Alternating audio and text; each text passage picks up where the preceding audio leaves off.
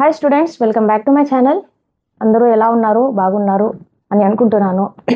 ఈరోజు మనము ఈ వీడియోలో pair of linear equations in 2 వేరియబుల్స్లోని ఇంపార్టెంట్ క్వశ్చన్స్, కాన్సెప్ట్, ఇంకా ఎగ్జామ్స్లో మీకు ఈ చాప్టర్ నుంచి ఎలాంటి క్వశ్చన్స్ రావచ్చో అవన్నీ దీంట్లో సాల్వ్ చేద్దాం. మీరు ఎగ్జామ్స్కి ముందు ఈ ఒక్క వీడియో చూసుకుంటే చాలు, ఈ చాప్టర్ నుంచి వచ్చే ఎలాంటి ప్రాబ్లం అయినా సాల్వ్ చేయగలగాలి. ఓకే, ఇంపార్టెంట్ ప్రాబ్లమ్స్కి మనం జంప్ అయ్యే ముందు ఫస్ట్ కాన్సెప్ట్ తెలుసుకోవాలి. కాన్సెప్ట్ తెలిస్తే మీకు ఇంపార్టెంట్ క్వశ్చన్స్ వాల్యూ, ఎందుకంటే మీరు జస్ట్ ఇంపార్టెంట్ క్వశ్చన్స్ అని అవే నేర్చుకుంటే అవే రావు. కొంచెం నెంబర్స్ చేంజ్ చేసి ఇవ్వచ్చు, కాన్సెప్ట్ చేంజ్ చేసి ఇవ్వచ్చు. అందుకని మీరు కాన్సెప్ట్ తెలిస్తే వాళ్ళు ఎలా అడిగినా కూడా సాల్వ్ చేసేస్తారు. ఓకే, కాబట్టి కాన్సెప్ట్ చాలా ఇంపార్టెంట్. ఓకే, నేమ్ ఏముంది? పేర్ of linear equations in 2 variables. దీన్ని వెనక నుంచి వద్దాం. వేరియబుల్ అంటే ఏమి మనకు తెలుసు. వేరియబుల్ అంటే దేని యొక్క వాల్యూ చేంజ్ అవుతూ ఉంటుందో దాన్ని వేరియబుల్ అంటారు. దీన్ని మనం నార్మల్గా ఎక్స్, వై, వి అనే ఆల్ఫాబెట్స్తో రిప్రజెంట్ చేస్తాం. వేరియబుల్ అంటే అది. తర్వాత 2 వేరియబుల్స్, 2 ఉన్నాయంట వేరియబుల్స్, ఎక్స్, వై 2 అనుకుందాం. తర్వాత ఈక్వేషన్ అంటే ఈక్వల్స్ టు సైన్ రావాలి. Equals to just x, y equals to అంటే అది ప్రాపర్ ఫామ్ కాదు కదా. మనం పాలినామియల్స్ చదువుకున్నాం. పాలినామియల్స్ అంటే 2x + 3y combination of variables and constants అని. నేను ఇలా ఒక సింపుల్ పాలినామియల్ రాశాను.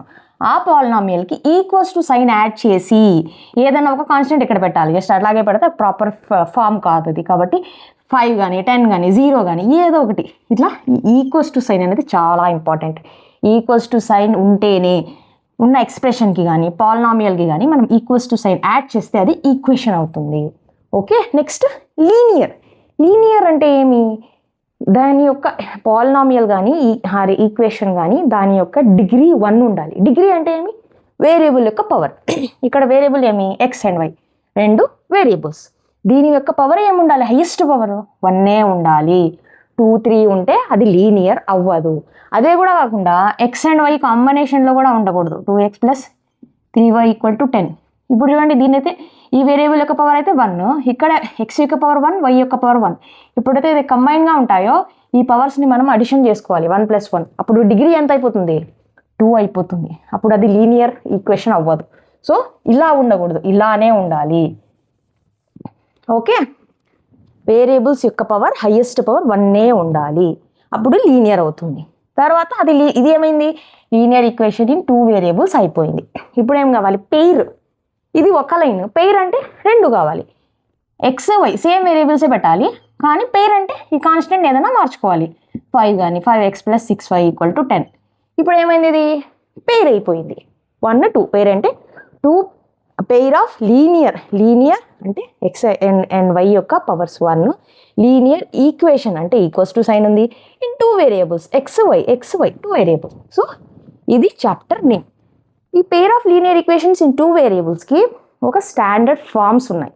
ఆ స్టాండర్డ్ ఫార్మ్ అంటే ఏమంటే a1x + b1y + c1 = 0, a2x + b2y + c2 = 0.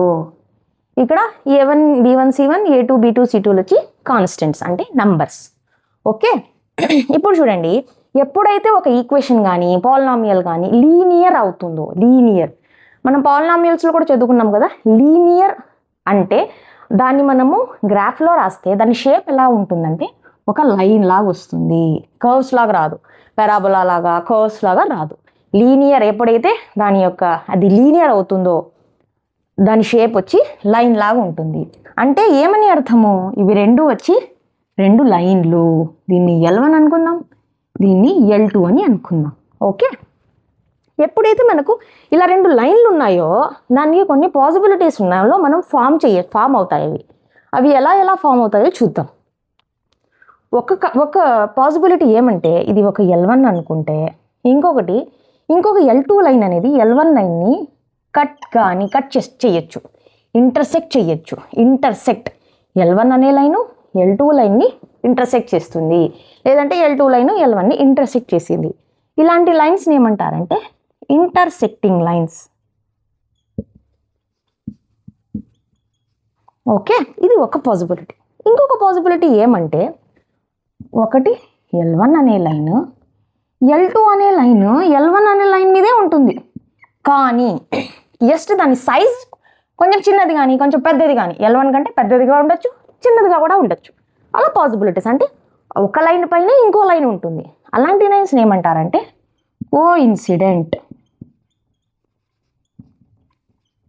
Coincident lines అని అంటారు. ఇంకొక పాసిబిలిటీ ఏమి, రెండు లైన్లు ఉంటే ఒక లైన్ L1, ఇంకొక లైన్ L2. అంటే ఒకదానికి ఒకటి ప్యారలల్గా ఉంటాయి. మన రైల్వే ట్రాక్స్ లాగా. రైల్వే ట్రాక్స్ ఇవి ఎప్పుడు ఇవి L1, L2లు ఎప్పటికీ కలుసుకో. మన రైల్వే ట్రాక్స్ కలుసుకుంటాయి జంక్షన్ దగ్గర అనద్దండి. ఈ లైన్స్ మాత్రం ఎప్పటికీ కలుసుకో. ఓకే, ఇలాంటి లైన్స్ని ఏమంటారంటే నేమే షేప్ చూస్తేనే తెలుస్తుంది ప్యారలల్గా ఉన్నాయి కాబట్టి ప్యారలల్ లైన్స్. ఓకే, ఇప్పుడు చూడండి మనకు ఈ ఈక్వేషన్స్లో ఏమేమి ఉన్నాయి వేరియబుల్స్, ఎక్స్ వై అంటే రెండు వేరియబుల్లు ఉన్నాయి. అంటే దాన్ని సాల్వ్ చేస్తే మనకు రెండు వాల్యూస్ వస్తాయి. ఎక్స్ వాల్యూ ఒకటి వస్తుంది, వై వాల్యూ ఒకటి వస్తుంది. ఒక్కొక్క దానికి ఒక్కొక్కటి ఉంటాయి. దాన్ని ఏమంటారు, సొల్యూషన్ అంటారు. సో మనం అలా చూస్తే ఈ 3 టైప్స్కి ఎన్ని సొల్యూషన్స్ ఉన్నాయి అనేది ఫస్ట్ మనం కనుక్కోవాలి. అది ఎలాగంటే ఇప్పుడు చూడండి L1 అనే ఒక లైన్, నేను దీన్ని ఎక్స్ప్లెయిన్ చేయడానికి L1 అనే ఒక లైన్ తీసుకుంటాను. దాన్ని ఎగ్జాంపుల్గా x + y = 5 అని తీసుకుంటాను. ఈ లైన్ యొక్క ఈక్వేషన్ వచ్చి x + y = 5. దీనికి సొల్యూషన్స్ ఎన్ని ఉంటాయంటే ఇన్ఫినైట్ ఉంటాయి. ఈ పాయింట్స్ అన్నీ ఈ లైన్ యొక్క సొల్యూషన్స్. అవి ఎలా కనుక్కుంటాము అంటే ఏవైతే x అండ్ y వాల్యూస్ ఈ ఈక్వేషన్ని సాటిస్ఫై చేస్తాయంటే x వాల్యూ 1 అనుకుందాం, y వాల్యూ 4 అనుకుందాం. దీన్ని సబ్స్టిట్యూట్ చేయండి. ఇక్కడ 1 + 4 5 అయిందా. సో ఇవి రెండు దీని యొక్క సొల్యూషన్స్. అలాగే 2, 3 కూడా దీని యొక్క సొల్యూషన్స్, 3, 2 కూడా దీని యొక్క సొల్యూషన్స్. ఇంకా ఏమొస్తాయి 6, -1 కూడా. అలా చేసుకుంటా పోతే ఇన్ఫినైట్ ఉంటాయి. అంటే ఏమని అర్థము, ఒక లైన్కి ఇన్ఫినైట్లీ మెనీ సొల్యూషన్స్ ఉంటాయి. అలా అనుకుంటే L1కి ఎన్ని ఉన్నాయి, ఇన్ఫినైట్లీ మెనీ సొల్యూషన్స్ ఉన్నాయి. ఓకే, అలాగే L2 కూడా ఇన్ఫినైట్లీ మెనీ సొల్యూషన్స్ ఉంటాయి. కానీ ఇవి రెండు చూడండి ఒక్క పాయింట్ దగ్గర కామన్ అవుతున్నాయి. అంటే ఈ రెండింటికి ఒక కామన్ సొల్యూషన్ ఉంది. అంటే ఏమి ఒక్కటే ఉండదు. కాబట్టి దీనికి ఎన్ని సొల్యూషన్స్ ఉంటాయి ఇలాంటి ఇంటర్సెక్టింగ్ లైన్స్ కంటే, ఎగ్జాక్ట్లీ 1 సొల్యూషన్. దాన్ని ఏమంటారంటే యూనిక్ సొల్యూషన్ అని అంటారు. ఓకే, సిమిలర్గా ఈ నెక్స్ట్ కోఇన్సిడెంట్ లైన్స్ చూద్దాం రండి. నేనేం చెప్పాను, L1కి ఇన్ఫినైట్లీ మెనీ సొల్యూషన్స్ ఉన్నాయి. L2 కూడా L2 L1 మీదే ఉంది. దానికి కూడా ఏమైతే L1 సొల్యూషన్స్ ఉన్నాయో అవే సొల్యూషన్స్ L2 కూడా వస్తాయి. అంటే ఎన్ని ఉంటాయి సొల్యూషన్స్, ఇన్ఫినైట్లీ మెనీ సొల్యూషన్స్ ఉంటాయి కోఇన్సిడెంట్ లైన్స్కి. Infinitely many solutions. లాస్ట్ది ప్యారలల్ లైన్స్. L1కి ఇన్ఫినైట్లీ మెనీ సొల్యూషన్స్ ఉంటాయి, L2కి ఇన్ఫినైట్లీ మెనీ సొల్యూషన్స్ ఉంటాయి. కానీ ఈ రెండింటికి కామన్గా ఏదైనా సొల్యూషన్ ఉందా, లేదు. అంటే నో సొల్యూషన్. ప్యారలల్ లైన్స్కి సొల్యూషనే ఉండదు. ఇంటర్సెక్టింగ్ లైన్స్కి ఒక్కటే యూనిక్ సొల్యూషన్. కోఇన్సిడెంట్ లైన్స్కి ఏవైతే L1 సొల్యూషన్స్ ఉన్నాయో అవే సొల్యూషన్స్ L2కి కామన్. అంటే అన్ని సొల్యూషన్స్ కామన్గా ఉంటాయి. సో అన్ని ఇన్ఫినైట్లీ మెనీ సొల్యూషన్స్ కోఇన్సిడెంట్ లైన్స్కి. ప్యారలల్ లైన్స్కి ఏవి కామన్గానే ఉండదు solution. So no solution for parallel lines. Okay, ఇప్పుడు దీనికి ఇంకొక నేమ్ కూడా ఉంది. ఇంకో ఒక ఫామ్ని కూడా చేస్తాయి ఈ 3 ఫార్మ్ ఆఫ్ లైన్స్. దాన్ని ఏమంటారంటే ఎప్పుడైతే 2 పెయిర్ ఆఫ్ లీనియర్ ఈక్వేషన్స్కి సొల్యూషన్ ఉంటుందో, 1 అన్నా ఉండొచ్చు, ఇన్ఫినైట్ అయినా ఉండొచ్చు, వాటిని ఏమంటారంటే కన్సిస్టెంట్ లైన్స్. కన్సిస్టెంట్ అని అంటారు. కన్సిస్టెంట్. నేనేమన్నాను, సొల్యూషన్ ఉండాలి అప్పుడు కన్సిస్టెంట్, సొల్యూషన్ లేకపోతే ఇన్కన్సిస్టెంట్. దాన్ని బేస్ చేసుకుని చూడండి ఇంటర్సెక్టింగ్ లైన్కి సొల్యూషన్ ఉందా లేదా, ఉంది, unique solution. So it is consistent. Similarly coincident లైన్కి సొల్యూషన్ ఉందా లేదా, ఇన్ఫినైట్లీ మెనీ సొల్యూషన్స్ ఉన్నాయి కాబట్టి ఇది కూడా కన్సిస్టెంటే. లాస్ట్ ప్యారలల్ లైన్స్కి సొల్యూషన్ ఉందా, లేదు, నో సొల్యూషన్. సో ఇవి ఇన్కన్సిస్టెంట్. ఈ కాన్సెప్ట్ చాలా ఇంపార్టెంట్. ఓకే, ఎందుకంటే మిమ్మల్ని ట్రిక్ చేసి అడుగుతారు వాళ్ళు. Check whether the below pair of linear equations are consistent or inconsistent కానీ, లేదంటే whether the pair of below equations are have solution or not, whether the pair of below equations are intersecting, coincident lines or parallel lines అని different ఫామ్స్లో అడుగుతారు. మీకు ఈ concept అర్థమైతే మీరు ఏం కనుక్కోవాలనేది మీకు క్లారిటీ ఉంటుంది. కాన్సెప్టే తెలియకపోతే జస్ట్ ఒక ఇంపార్టెంట్ ప్రాబ్లమ్ అని పట్టేస్తానంటే చేయలేరు. ఎందుకంటే వాళ్ళు నంబర్స్ మార్చేస్తారు ఎగ్జామ్లో. జస్ట్ ఆ కాన్సెప్ట్స్ ఏముంటుంది, నంబర్స్ మార్చేస్తారు. మీకు కాన్సెప్ట్ క్లియర్గా ఉంటే మీరు వాళ్ళు ఎలా అడిగినా కూడా మీరు ఈజీగా సాల్వ్ చేసేస్తారు. ఓకే, ఇది మీరు బాగా గుర్తుపెట్టుకోవాలి. కావాలంటే దీని యొక్క స్క్రీన్ షాట్ కూడా తీసుకోండి. దీన్ని బేస్ చేసుకొని కొన్ని ప్రాబ్లమ్స్ సాల్వ్ చేద్దాం, అప్పుడు మీకు క్లారిటీ వస్తుంది. ఓకే,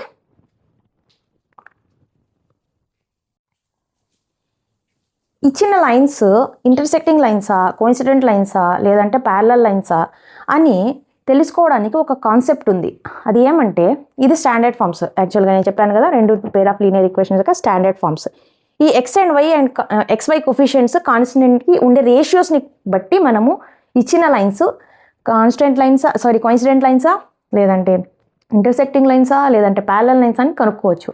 అది ఏమంటే A1/A2 is not equals to B1/B2. అంటే ఏమి, ఫస్ట్ లైన్ యొక్క ఎక్స్ కోఫిషియెంట్కి సెకండ్ లైన్ యొక్క ఎక్స్ కోఫిషియెంట్కి రేషియో తీస్తే, ఫస్ట్ లైన్ యొక్క వై కోఫిషియెంట్ సెకండ్ లైన్ యొక్క వై కోఫిషియెంట్కి రేషియో తీస్తే అవి రెండు ఈక్వల్ కాకపోతే ఆ ఇచ్చిన పేర్ ఆఫ్ లీనియర్ ఈక్వేషన్స్ వచ్చి ఇంటర్సెక్టింగ్ లైన్స్.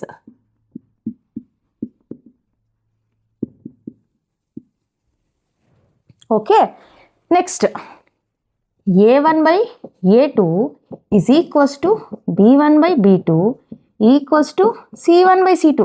అంటే ఏమి, రెండు లైన్స్కి x coefficient ratio, y coefficient ratio, constant ratio అన్నీ ఈక్వల్ అయ్యాయి అనుకోండి, ఇచ్చిన పెయిర్ ఆఫ్ లీనియర్ ఈక్వేషన్స్ వచ్చి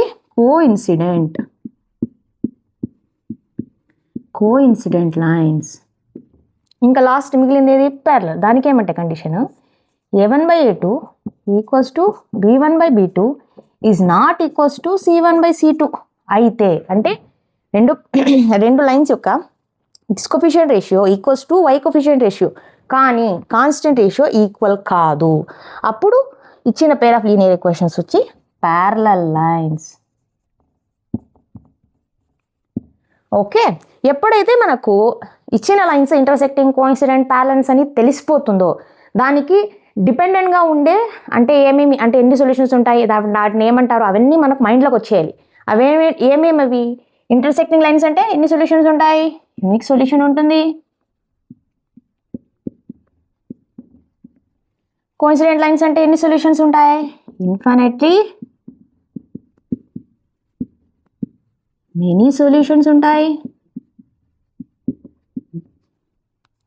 ప్యారలల్ లైన్స్ అంటే సొల్యూషన్ ఏమి ఉండదు, నో సొల్యూషన్. ఇంకా ఎప్పుడైతే సొల్యూషన్ ఉంటుందో వాటిని ఏమంటారు, కన్సిస్టెంట్. దీనికి కూడా ఇన్ఫినిట్లీ మెనీ సొల్యూషన్ కాబట్టి కన్సిస్టెంట్. ప్యారలల్ లైన్స్కి నో సొల్యూషన్ అంటే ఇన్కన్సిస్టెంట్. కావాలంటే మీరు ఇక్కడ ఇది కూడా అంటే ఇట్లా రాసి కూడా పెట్టుకోండి ఎలా ఉంటాయని. ఇది L1, ఇది L2 కోఇన్సిడెంట్ లైన్, L1 దాని మీదే L2, తర్వాత ప్యారలల్ లైన్స్ L1, L2 ఇలా పెట్టుకొని, కావాలంటే నేను ఒక స్క్రీన్ షాట్ కూడా తీసుకోండి. జస్ట్ ఈ ఒక స్క్రీన్ షాట్ తెలిస్తే మీకు ఆ లైన్స్, ఆ రేషియోస్ని బట్టి ఏమేమి అని ఈజీగా కనుక్కోవడానికి ఈజీ కొడుతుంది. ఓకే స్టూడెంట్స్, ఈ కాన్సెప్ట్ చాలా ఇంపార్టెంట్, దీన్ని బాగా గుర్తుపెట్టుకోండి. దీన్ని బేస్ చేసుకొని మనం కొన్ని ప్రాబ్లమ్స్ సాల్వ్ చేద్దాం, అప్పుడు ఇంకా బాగా అర్థమవుతుంది. ఆ రేషియోస్ని బేస్ చేసుకుని ఒక ఎగ్జాంపుల్ చూడండి. ఎగ్జాంపుల్ ప్రాబ్లం ఏమంటే, on comparing the ratios A1/A2, B1/B2 and C1/C2, find out whether the lines representing the pair of linear equations 5x minus 4y plus 8 equal to 0, 7x plus 6y minus 9 equal to 0 are intersect, are parallel, are coincident. అంటే ఏమంటున్నారంటే, రెండు pair of linear equations ఇచ్చారు, first అవి రాసుకోవాలి. Given ఏమి, 5x minus 4y plus 8 equals to 0, ఇంకోటి 7x plus 6y -9 = 0. ఇవి intersect చేసుకుంటాయా, ప్యారలలా, కోఇన్సిడెంటా అని కనుక్కోమంటున్నారు యూజింగ్ దిస్ రేషియోస్. ఫస్ట్ మనము ఈ లైన్స్ని మనం స్టాండర్డ్ లైన్స్తో కంపేర్ చేసుకోవాలి.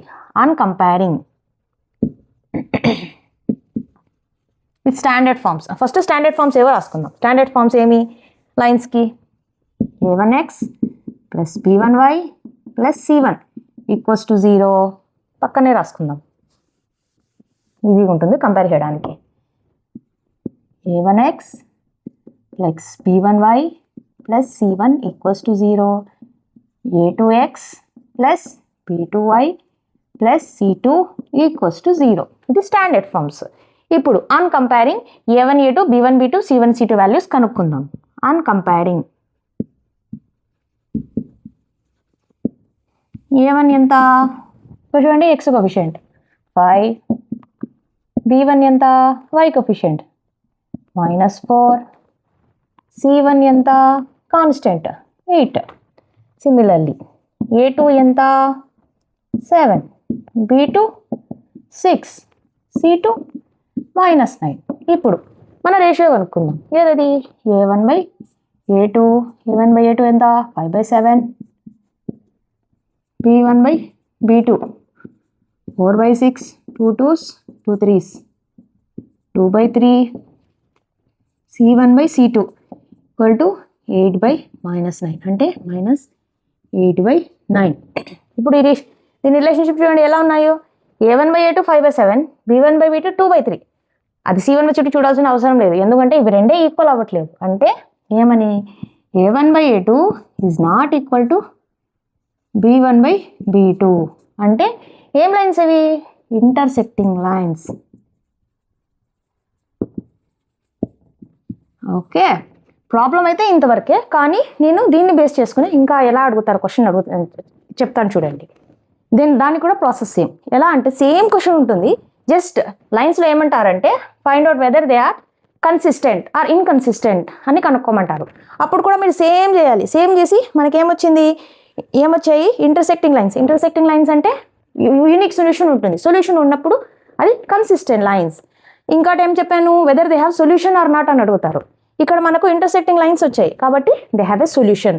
అలా డిఫరెంట్ వేస్లో అడుగుతారు. అప్పుడు కూడా మీరు చేయాల్సిన ప్రాసెస్ సేమ్. అప్పుడు కూడా మీరు ఇచ్చిన ఈక్వేషన్స్ని స్టాండర్డ్ ఫార్మ్స్తో కంపేర్ చేసి ఆ రేషియోస్ కనుక్కొని, ఆ రేషియోస్ రిలేషన్షిప్ కనుక్కొని, అవి ఇంటర్సెక్టింగా కాదా అని కనుక్కొని దాన్ని బేస్ చూసుకుని దాని సొల్యూషన్ ఉంటుందా లేదా, అవి కన్సిస్టెంటా కాదా అని కనుక్కోవాలి. సో ప్రాసెస్ అయితే సేమ్, ఇచ్చే విధానం డిఫరెంట్గా ఉంటుంది.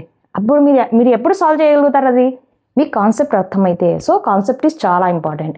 ఇలాంటివి చాలా ప్రాబ్లమ్స్ వస్తాయి. ఓకే, ఇలా చేసేయాలి ఈజీగా.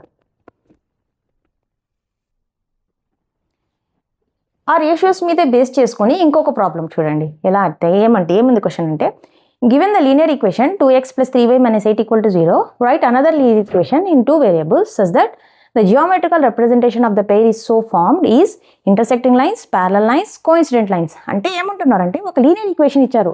ఏమది?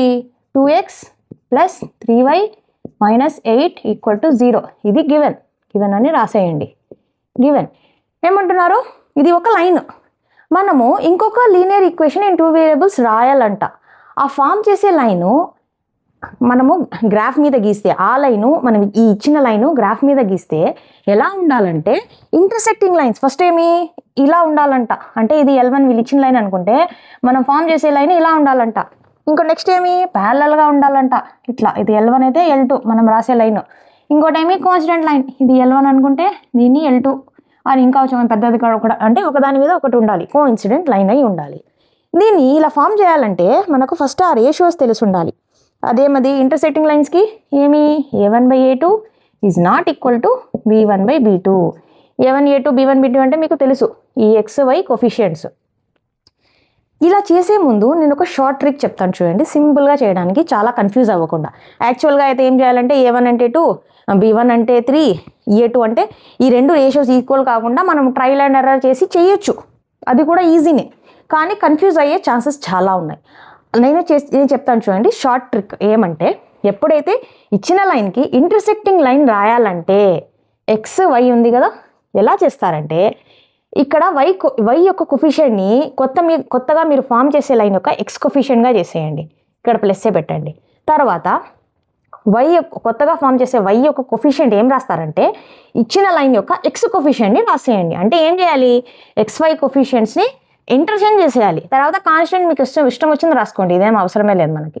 యాక్చువల్గా ఈ రేషియోస్ ఈక్వల్ అవ్వకుండా చేయడానికి ఇచ్చిన లైన్ కొఫిషియన్స్ని ఇంటర్చేంజ్ చేసేస్తే చాలు, సరిపోతుంది. ఇది మనం కొత్తగా ఫామ్ చేసే లైన్ L2 అయిపోతుంది. కావాలంటే ఈ రేషియోస్ చూడండి, ఇది సాటిస్ఫై అవుతుందా లేదా.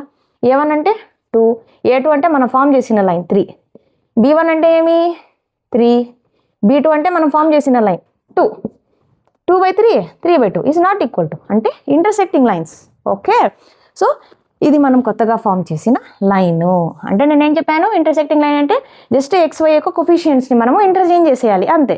ప్యారలల్ లైన్స్ అంటే దీన్ని కూడా ఒక షార్ట్ ట్రిక్ చెప్తాను చూడండి. ప్యారలల్ లైన్స్కి ఏమేమన్నా మన condition A1/A2 equal to B1/B2 is not equal to C1/C2. Okay, ఇచ్చిన లైన్ ఏమి ఫస్ట్ గివెన్ రాసేయండి. Given 2x + 3y - 8 = 0. ఇది L1. మీరు కొత్తగా ఫామ్ చేసే లైన్ ప్యారలల్గా ఉండాలి దీనికి. అంటే ఏం చేయాలంటే షార్ట్ కట్ మెథడ్ ఏమంటే XY ఏమున్నాయో టర్మ్స్ అవే పెట్టేయండి. 2x + 3y. నేను ఇది కొత్తగా ఫామ్ చేస్తున్న లైన్. ఇది కాన్స్టెంట్ ఎలా రాయాలంటే మీరు ఇక్కడ ఏదైతే ఉన్న లైన్లో ఏదైతే కాన్స్టెంట్ ఉంటుందో అది కాకుండా ఏదన్నా పెట్టుకోండి. -8 కాకుండా +1 +2 +3 ఏదన్నా పెట్టుకోండి. అది కొత్తగా ఫామ్ అయ్యే లైన్ L2. నేను ఇది కొత్తగా ఫామ్ చేసిన line which is parallel to it. ఇప్పుడు కండిషన్ సాటిస్ఫై అయిందా లేదా చూద్దాం. A1/A2, A1 ఏమి 2, A2 ఏమి మనం కొత్తగా ఫామ్ చేసిన లైన్ 2, B1 ఎంత 3, B2 ఎంత 3, C1 ఎంత -8, C2 ఎంత 3, 2 1s 2 1s 3 1s 3 1s. చూడు 1 = 1 ఇక్కడ -8/3 ఇది ఈక్వల్ కానీ ఇది ఈక్వల్ టు కాదు. 1 = 1 is not equal to -8/3. Okay, ఇదే కదా మన కండిషన్ కావాల్సిన ప్యారలల్ లైన్స్కి. అంటే మనం కొత్తగా ఫామ్ చేసిన లైన్ ఇచ్చిన లైన్కి ప్యారలల్గా ఉంటుంది. ఏం చేయాలి, XY టర్మ్ సేమ్ పెట్టాలి, కాన్స్టెంట్ మాత్రం ఏమైతే లైన్లో ఉంటుందో అది కాకుండా వేరేది ఏదైనా పెట్టుకోవచ్చు. అది ఒక షార్ట్ కట్. సేమ్ కోఇన్సిడెంట్ లైన్కి ఇంకా easy. First condition రాసేయండి. A1/A2 = B1/B2 = C1/C2. ఇది కండిషన్. తర్వాత గివెన్ లైన్ రాయండి. గివెన్ లైన్ కావాలంటే మీరు ఫస్ట్ గివెన్ లైన్ రాసేయండి. Given line 2x + 3y - 8 = 0. ఇది L1. ఇప్పుడు చూడండి, కోఇన్సిడెంట్ లైన్ కావాలంటే ఇచ్చిన లైన్ని 1 అంటే 1 అనే నంబర్ 1 నంబర్ కాకుండా ఏ నెంబర్తో అయినా మల్టిప్లై చేయండి. మొత్తం లైన్ని మల్టిప్లై చేయాలి. 2తో కానీ 3తో కానీ 4తో కానీ 5తో కానీ 10తో కానీ దేంతోనే చేయొచ్చు. సింపుల్ మన చిన్న నెంబరు 2తో చేద్దాం. మొత్తం లైన్ని చేయాలి కొత్తగా ఫామ్ చేసే లైన్. అంటే 2 2s 2తో చేస్తే ఏమవుతుంది, 2 2s 4x + 2 3s 6y - 8 2s 16 = 0. ఇది నేను కొత్తగా ఫామ్ చేసిన లైన్ L2. ఎలా ఉంటుంది, ఇది కోఇన్సిడెంట్గా ఉంటుంది. దీన్ని చెక్ చేద్దాం రేషియోస్ సాటిస్ఫై అయ్యా లేదా అని. ఓకే, మన కండిషన్ ఏమి, A1/A2, A1 ఎంత 2, A2 ఎంత 4, B1 ఎంత 3, B2 ఎంత 6, C1 ఎంత -8, C2 ఎంత -16. 2 1s 2 2s 3 1s 3 2s minus cancel 8 1s 8 2s. అంటే A1/A2 1/2, B1/B2 1/2, C1/C2 కూడా 1/2నే. అన్నీ ఈక్వల్ అయ్యాయి. సో అదే కదా కండిషన్ కోఇన్సిడెంట్ లైన్కి. సో అది సాటిస్ఫై అయింది. అంటే చిన్న షార్ట్ కట్ మెథడ్ ఏమంటే ఇంటర్సెక్టింగ్ లైన్స్కి XY కొఫిషియన్స్ని ఇంటర్చేంజ్ చేసుకుని కాన్స్టెంట్ ఏదైనా పెట్టుకోవచ్చు. ప్యారలల్ లైన్స్కి XY ఏమైతే టర్మ్స్ ఉన్నాయో అవే పెట్టి కాన్స్టెంట్ ఒకటి ఉన్న లైన్లో ఇచ్చిన కాన్స్టెంట్ కాకుండా ఏదన్నా పెట్టుకోవచ్చు. కోఇన్సిడెంట్ లైన్స్కి ఇచ్చిన లైన్ని 2 3 4 5 ఏదో ఒక నెంబర్తో మొత్తం లైన్ని మల్టిప్లై చేసేయండి. అది కోఇన్సిడెంట్ లైన్ అయిపోతుంది ఇచ్చిన లైన్కి. అది మీరు ఎప్పుడు చేయగలుగుతారో, ఎప్పుడైతే మీకు ఈ కండిషన్స్ ఈ రేషియోస్ తెలిస్తేనే. అప్పుడు మీకు ఎందుకంటే మీరు వెరిఫై చేయాలి, అప్పుడే వాళ్ళు మీకు ఫుల్ మార్క్స్ ఇస్తారు. వెరిఫై చేసి yes it is parallel to this line అని చెప్పాలి. Parallel coincident intersecting line as formed అని చెప్పాలి. అప్పుడే అది ఫుల్ ఆన్సర్ అవుతుంది. ఓకే, మన నెక్స్ట్ కాన్సెప్ట్ వచ్చి solution of pair of linear equations.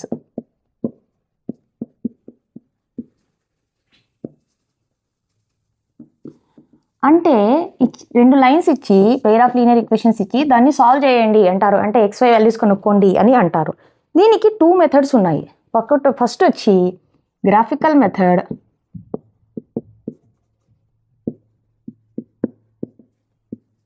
Second వచ్చి ఆల్జిబ్రిక్ మెథడ్.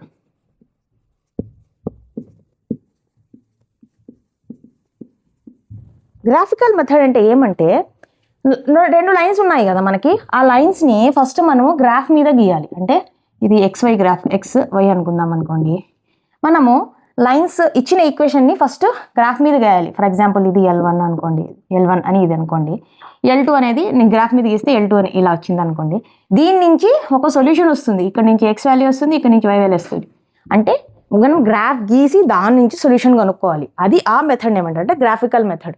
నేను ఒక ఎగ్జాంపుల్ చెప్తాను, అప్పుడు మీకు ఇంకా క్లియర్గా అర్థమవుతుంది. నేను జస్ట్ ఎక్స్ప్లెనేషన్ కోసము, కాన్సెప్ట్ కోసం చెప్తున్నాను. ఏమంటే L1 L2లు ఇలా మనం గ్రాఫ్ మీద గీస్తే ఒక సొల్యూషన్ వస్తుంది. ఆ సొల్యూషన్ నుంచి మనం XYలు కనుక్కుంటాం.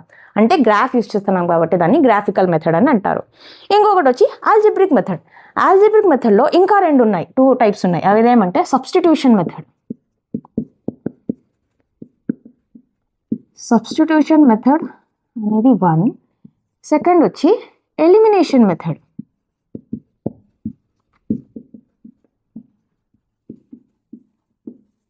వాళ్ళు మీ క్వశ్చన్లో కరెక్ట్ అంటే ఎక్స్టర్నల్గా అడుగుతారు, solve it using graphically, solve it using substitution method, using elimination method అని డైరెక్ట్గా అడుగుతాడు. అప్పుడు మీరు ఆ మెథడ్, ఆ పర్టికులర్ మెథడే యూజ్ చేయాలి. వేరే దాంట్లో ఈజీగా వస్తుంది, వేరే మెథడ్లో అని చేసేస్తే మీకు మార్క్స్ రావు. ఓకే, ఇప్పుడు సబ్స్టిట్యూషన్ మెథడ్ అంటే ఏమంటే ఒక equation, for example 2 pair of equation x + y + 1 = 0, ఇంకొకటి 2x + 3y - 5 = 0 అని ఉందనుకోండి. సబ్స్టిట్యూషన్ మెథడ్ అంటే ఏమంటే ఏదన్నా ఒక లైన్ నుంచి x = కానీ y = కానీ ఒక వేరియబుల్ కనుక్కుంటాం. ఫర్ ఎగ్జాంపుల్ దీని నుంచి x = కనుక్కున్నాను, x = -1 - 5. ఈ వాల్యూని తీసుకెళ్ళి ఇంకొక ఈక్వేషన్లో సబ్స్టిట్యూట్ చేస్తాను. చేసి సాల్వ్ చేస్తే ఒక వాల్యూ వస్తుంది. అంటే నేనేం చేస్తున్నాను, ఈ ఫస్ట్ ఈక్వేషన్ నుంచి ఒక వేరియబుల్ యొక్క వాల్యూ కనుక్కొని వేరే యొక్క లైన్లో సబ్స్టిట్యూట్ చేస్తున్నాను, సబ్స్టిట్యూట్ చేసి సాల్వ్ చేస్తున్నాను. అందుకే దీన్ని సబ్స్టిట్యూషన్ మెథడ్ అని అంటారు. నేను ప్రాబ్లమ్ సాల్వ్ చేస్తాను, అప్పుడు మీకు ఈజీగా అర్థమవుతుంది. ఇది జస్ట్ నేను మెథడ్ ఎక్స్ప్లెయిన్ చేస్తున్నాను, ఎందుకు ఆ నేము అని. ఓకే, మనం సబ్స్టిట్యూట్ చేస్తాం, ఒక వేరియబుల్ యొక్క వాల్యూని ఇంకొక ఈక్వేషన్లో తీసుకెళ్ళి సబ్స్టిట్యూట్ చేసి సాల్వ్ చేస్తాం. సిమిలర్గా ఎలిమినేషన్ మెథడ్, దీనికే నేను ఎలిమినేషన్ మెథడ్ అంటే ఏమంటే x + y + 1 = 0 అన్నాను కదా, ఇక్కడ 2x + 3y - 5 = 0. ఎలిమినేషన్ మెథడ్ అంటే ఏం చేస్తామంటే మనము ఈ 2 ఈక్వేషన్స్ని అడిషన్ కానీ సబ్స్ట్రాక్షన్ కానీ లేదైనా ఒక లైన్లో మల్టిప్లై చేసి తర్వాత అడిషన్ సబ్స్ట్రాక్షన్ కానీ చేసి ఏం చేస్తామంటే ఏదో ఒక వేరియబుల్ని ఎలిమినేట్ చేసేస్తాం. అంటే నేను ఫర్ ఎగ్జాంపుల్ దీని నుంచి x ఎలిమినేట్ చేయాలి అనుకుంటున్నాను అనుకోండి. ఇక్కడ దీని x కోఎఫిషియంట్ 1, ఇక్కడ x కోఎఫిషియంట్ 2. నేను ఈక్వల్ చేయాలి ఈక్వేషన్, అంటే ఈ కోఎఫిషియంట్స్ని ఈక్వల్ చేయాలి. అంటే ఏం చేయాలి, నేను ఈ ఫస్ట్ ఈక్వేషన్ని × 2 చేయాలి. అంటే మొత్తం లైన్ని మల్టిప్లై చేస్తే ఏమొస్తుంది, 2x + 2y + 2 = 0. Second equation 2x + 3y - 5 = 0. ఇప్పుడు నేను ఒక ఈక్వేషన్ ఇంకొక ఈక్వేషన్ నుంచి సబ్స్ట్రాక్ట్ చేసేస్తాను, అంటే మైనస్ చేసేస్తాను. ఇక్కడ సైన్స్ మారుతాయి, కింద ఏమవుతుంది, +2x - 2x క్యాన్సల్ అయిపోతుంది, -y + 7 = 0, y - y = -7, y = 7. ఇలా చేస్తాం. అంటే ఏమైంది ఇక్కడ చూడండి, ఇక్కడ x ఎలిమినేట్ అయిపోయింది. అలాగా ఏదన్నా ఒక వేరియబుల్ని ఎలిమినేట్ చేసి సాల్వ్ చేస్తాం. అందుకే దాన్ని ఏమేమంటే ఎలిమినేషన్ మెథడ్ అని. దీన్ని బేస్ చేసుకొని మనం ప్రాబ్లమ్స్ ఇప్పుడు సాల్వ్ చేద్దాం. అప్పుడు మీకు ఇంకా బాగా అర్థమవుతుంది. Okay students, graphical method use చేసుకుని ఒక ప్రాబ్లం చూడండి. ఏమంటే problem 5 pencils and 7 pens together cost 50, whereas 7 pencils and 5 pens together cost 46. Find the cost of 1 pencil and that of 1 pen graphically. అంటే ఏమంటున్నారంటే ఒక 5 pencils 7 pens 50 రూపీస్ అవుతాయంట, 7 pencils 5 pens 46 అవుతాయంట. అప్పుడు ఏమంటున్నారు, ఒక పెన్సిల్ ఒక పెన్ను ఎంత కాస్ట్ ఉంటుంది, గ్రాఫికల్లీ అంటే గ్రాఫ్స్ యూస్ చేసుకొని సాల్వ్ చేసి కనుక్కోండి అని చెప్తున్నారు. ఎక్స్ప్లిసిట్గా చెప్తున్నారు ఇక్కడ గ్రాఫికల్లీ. కాబట్టి మనం గ్రాఫ్సే వేయాలి, దాని నుంచే కనుక్కోవాలి. ఫస్ట్ ఇచ్చిన ప్రాబ్లం నుంచి, ఇది వర్డ్ ప్రాబ్లం, దీన్ని ఫస్ట్ మనము ఈక్వేషన్ ఫామ్లో కన్వర్ట్ చేయాలి. ఎప్పుడైతే ఏదైతే కనుక్కోమంటారో దాన్ని ఒక వేరియబుల్గా అనుకోవాలి. ఓకే, ఇక్కడ ఏమేమి కనుక్కోమంటున్నారు? Find the cost of 1 pencil and that of 1 pen. అంటే 1 పెన్సిల్ ఒక పెన్ కాస్ట్ కనుక్కోమంటున్నారు. నేను ఏం చెప్తున్నాను, ఏమైతే కనుక్కోవాలో దాన్ని ఒక వేరియబుల్గా అనుకుందాం. అంటే let cost of 1 pencil equals to x అని అనుకుందాం. సిమిలర్గా మనం పెన్ కాస్ట్ కూడా కనుక్కోవాలి. So let cost of 1 pen equals to y అని అనుకుందాం. ఓకే, ఇప్పుడు దీని నుంచి మనం ఈక్వేషన్స్ ఫామ్ చేద్దాం. ప్రాబ్లం ఏమన్నారు? 5 పెన్సిల్స్ అండ్ 7 పెన్స్. 5 పెన్సిల్స్ అంటే 5x గివెన్, ఇది గివెన్, ఇది given 5x 5 pencils plus 7 pens 7y equals to ఎంతంట? 50 రూపీస్. ఇది ఒక ఈక్వేషన్. నెక్స్ట్ వేరే 7 పెన్సిల్స్, 7 పెన్సిల్స్ అంటే x ప్లస్ 5 పెన్స్ అంటే y ఈక్వల్స్ టు 46. ఇది సెకండ్ ఈక్వేషన్. ఇవి మనము ఇచ్చిన వర్డ్ ప్రాబ్లం నుంచి ఈక్వేషన్స్ ఫామ్ చేసాం. ఇప్పుడు మనము గ్రాఫికల్ మెథడ్ యూస్ చేసుకొని దీన్ని సాల్వ్ చేసి x అండ్ y వాల్యూస్ అంటే పెన్సిల్ యొక్క పెన్ వాల్యూస్ కనుక్కోవాలి. ఇది చూడండి, ఈక్వేషన్స్ కొంచెం పెద్దదిగా ఉన్నాయి. నంబర్స్ 5, 7, 50, 46. దీని నుంచి మనము అంటే గ్రాఫికల్ మెథడ్ అంటే ఏం చేయాలంటే x వాల్యూ, y వాల్యూ, ఇక్కడ -1, -2 ఏదన్నా వేసి దీన్ని సబ్స్టిట్యూట్ చేసి చేయొచ్చు. కానీ ఇది కొంచెం నంబర్స్ చూడండి కొంచెం పెద్దగా ఉన్నాయి. ఇక్కడ కూడా కోఫిషియెంట్స్ 5s 7s అట్లా అన్నీ ఉన్నాయి. అప్పుడు మనము కన్ఫ్యూజ్ అయ్యే అవకాశం ఉంది. అప్పుడు నేను ఇంకొక షార్ట్ కట్ మెథడ్ చెప్తాను. ఇలా ఉన్నప్పుడు ఏం చేయాలంటే ఇచ్చిన 2 ఈక్వేషన్స్ని అడిషన్ చేసి ఒక ఈక్వేషన్ తీయండి, సబ్స్ట్రాక్ట్ చేసి ఒక ఈక్వేషన్ తీయండి. ఆ 2 ఈక్వేషన్స్ని సాల్వ్ చేయండి. అప్పుడు కూడా మీకు xy వాల్యూస్ కరెక్ట్గానే వస్తాయి. ఓకే, అలా చేద్దాం. అలా చేసినప్పుడు ఏమొస్తాయి? ఫస్ట్ నేను ఈ రెండింటిని అడిషన్ చేస్తున్నాను. అడిషన్ చేస్తే ఏమవుతుంది? 5 + 7 12x, 5 + 7 + 5 12y equal to 96. 12 ones 12 8s. x + y equal to 8. Okay, ఇప్పుడు నెక్స్ట్ ఏం చేయాలంటే దీన్ని సబ్స్ట్రాక్ట్ చేయాలి. సబ్స్ట్రాక్ట్ చేయాలంటే ఏం చేయాలి? ఇది ఒక ఈక్వేషన్, థర్డ్ ఈక్వేషన్ అనుకుందాం. ఓకే, ఏమవుతుంది? మనం నెక్స్ట్ సబ్స్ట్రాక్ట్ చేయాలి.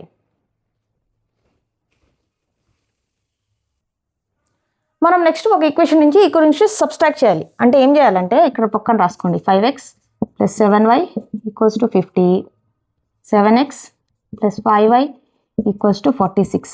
సబ్స్ట్రాక్ట్ చేయాలంటే ఏమవుతాయంటే సైన్స్ కింద ఉన్నాయి కదా, అవి మారుతాయి. ప్లస్ ఉంటే మైనస్, మైనస్ ఉంటే ప్లస్. ఇక్కడ మైనస్, ఇక్కడ కూడా మైనస్.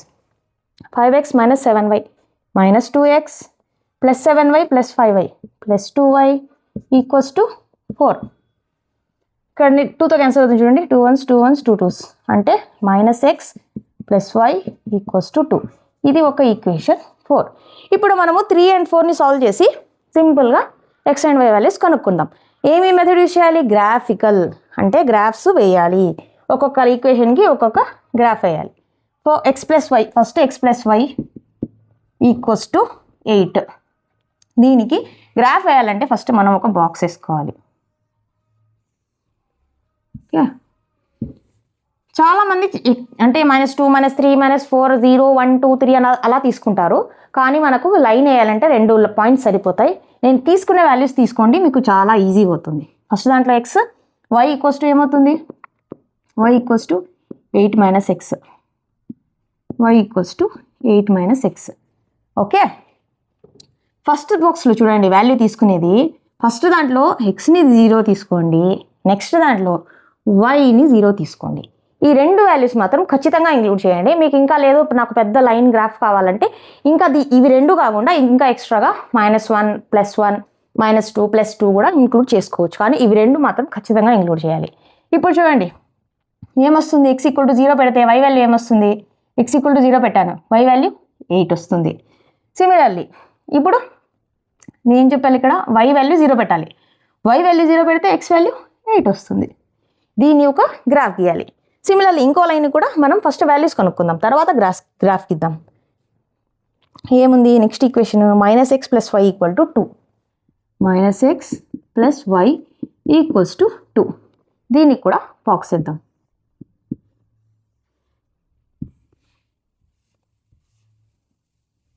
ఇక్కడ x, ఇక్కడ y = ఏమొస్తుంది, y = 2 + x అని వస్తుంది.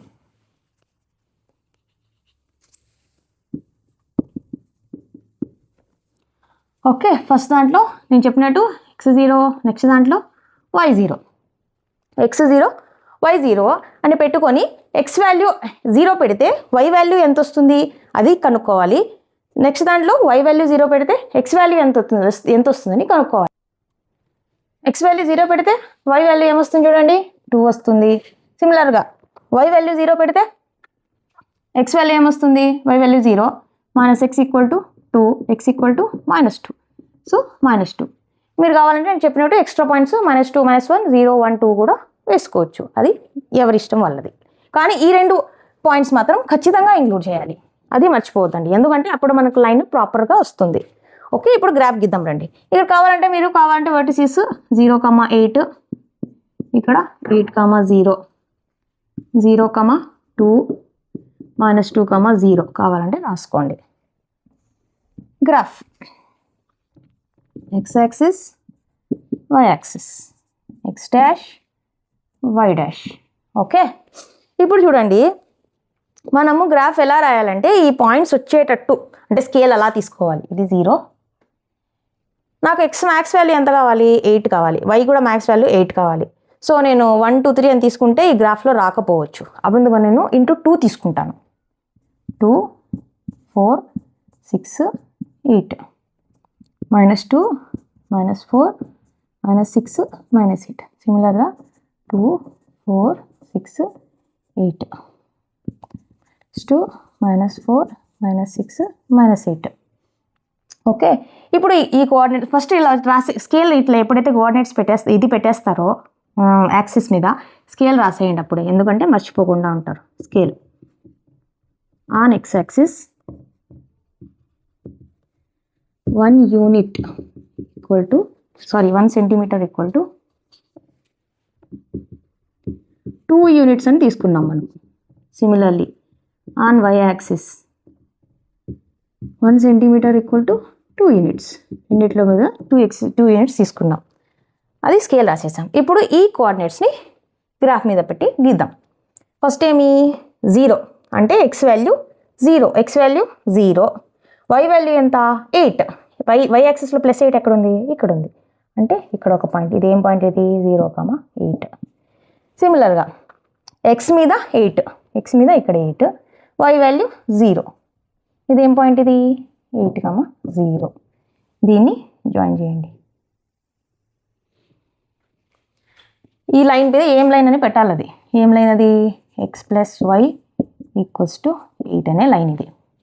సిమిలర్గా ఈ లైన్ నెక్స్ట్ లైన్ ఏమి, నెక్స్ట్ కోఆర్డినేట్స్ లైన్స్ ఏమి 0, 2, x 0, y వచ్చి 2. ఇక్కడ ఏమిది 0, 2. సిమిలర్లీ నెక్స్ట్ ఏమి -2, x వాల్యూ -2, y వాల్యూ 0. అంటే ఇక్కడ -2, 0. ఈ రెండింటిని కూడా జాయిన్ చేయండి. ఈ లైన్ ఏమని రాయండి ఇక్కడ, -x + y = 2 అనే లైన్ ఇది. ఇప్పుడు చూసారా, ఈ 2 లైన్స్ ఒక పాయింట్ దగ్గర ఇంటర్సెక్ట్ చేసుకున్నాయి. అదే మనకు కావాల్సిన ఆన్సర్. మనం ఎలా కనుక్కుంటాము ఆన్సర్ కోఆర్డినేట్స్? ఇక్కడ నుంచి XY కోఆర్డినేట్స్ ఎలా అంటే, ఎక్కడైతే ఇంటర్సెక్ట్ చేసుకున్నాయో ఆ పాయింట్ నుంచి x యాక్సిస్ వైపుకు రండి, కిందకి 3. y ఇది x వాల్యూ, ఇది x = 3. సేమ్ మన పాయింట్ నుంచి y యాక్సిస్కి రండి, అది y = 5. అంటే x = 3 అండ్ y = 5. ఇవి మనకి సొల్యూషన్స్. కావాలంటే మీ వాల్యూస్ తీసుకెళ్ళి ఈ ఈక్వేషన్స్లో కానీ, లేదంటే మనం అడిషన్ సబ్స్ట్రాక్ట్ చేసి తీసుకొని వచ్చిన ఈక్వేషన్స్లో కానీ వెళ్ళి సబ్స్టిట్యూట్ చేసి వెరిఫై చేసుకోవాలి. చేసుకుంటేనే మీకు సెల్ఫ్ కాన్ఫిడెన్స్ కానీ అప్పుడు కరెక్ట్గా ఉంటుంది. ఓకే, మనం చేసిన ప్రాసెస్ ఆన్సర్ అంతా కరెక్ట్ అని.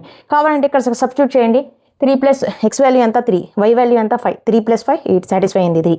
సిమిలర్లీ -3 + 5 = 2, ఇక్కడ సైడ్ 2 ఇటు సైడ్ 2 సాటిస్ఫై అయ్యి. సో మనకు వచ్చిన answers correct. So 3 and 5 are the. కావాలంటే రాయండి లాస్ట్లో. Cost of the pencil is 1, cost of 1 pencil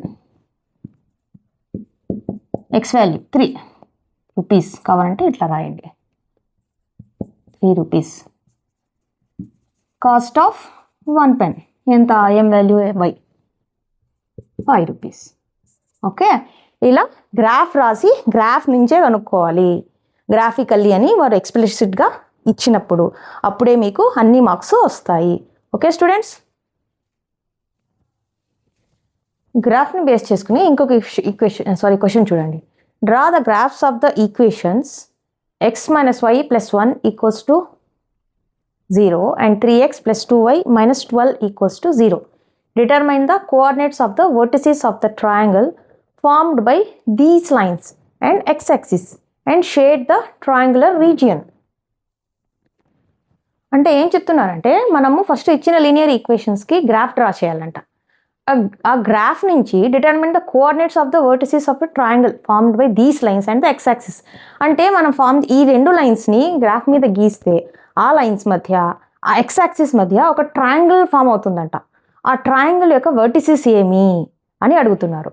అదే కాకుండా and shade the triangular region ఒకటి ఫామ్ అవుతుంది కదా, వర్టిసెస్ కనుక్కున్నాం కదా, దానికి షేడ్ కూడా చేయండి అంటున్నారు. అంటే దీన్ని ఫస్ట్ మనము గ్రాఫ్ మీద గీయాలి. ఓకే, ఇచ్చిన గివెన్ ఏమేమి ఇచ్చారు, x - y + 1 = 0, ఇది ఒక ఈక్వేషన్. 3x + 2y - 12 = 0, ఇది ఒక ఈక్వేషన్.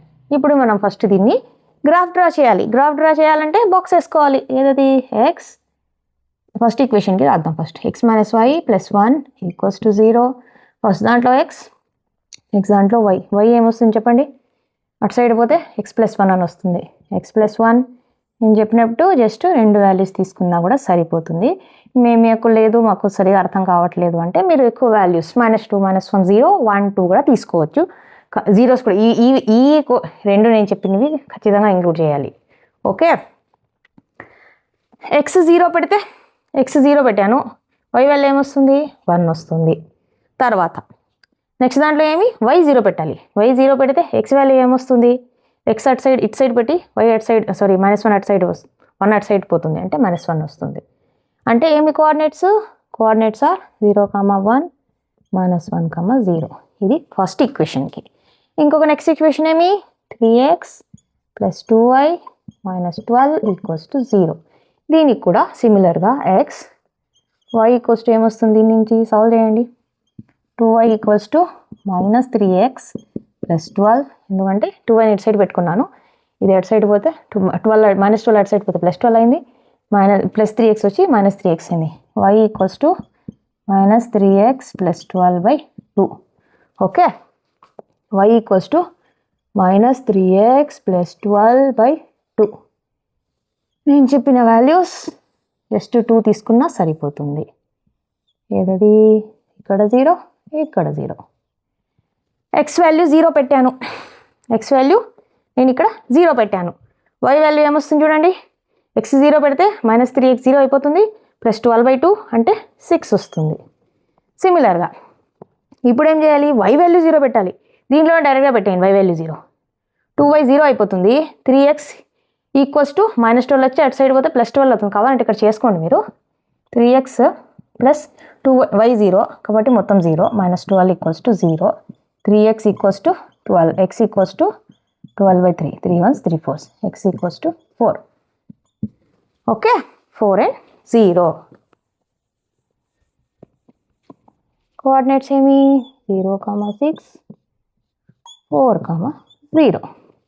ఓకే, ఇప్పుడు దీన్ని గ్రాఫ్ మీద వేద్దాం.